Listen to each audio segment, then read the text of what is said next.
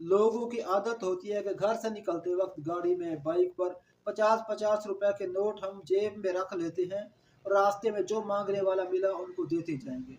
याद रखिए, ये जो पेशेवर भिखारी हैं मांग रहे हैं, ये गुनाह का काम कर रहे हैं और गुनाह के काम में मुआवनत करने वाला, मदद करने वाला भी गुनाह में बराबर का शरीक होता है। पेशावर भिखारी जो चौक पर मांग रहा है, आप उसे अभी 1 लाख रुपया देकर आगे चले जाएं, थोड़ी देर बाद वापस आएंगे वो फिर मांग रहा होगा। वो ये नहीं सोचेगा जी मुझे 1 लाख रुपया मिल गया है तो अब जाकर इससे मैं कोई कारोबार कर लूं, कोई तिजारत कर लूं, कोई दुकान बना लूं, मजदूरी कर लूं, मेरी जरूरियात पूरी हो गई।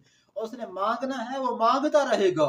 उसके पास 1 लाख जमा हो जाए, 10 लाख जमा हो जाए, आप उसे 50 लाख रुपए नकद उसके हाथ पकड़ा दें, वो फिर भी कासा उठाकर लोगों से मांगना शुरू कर देगा। तो इन पेशावर भिखारियों को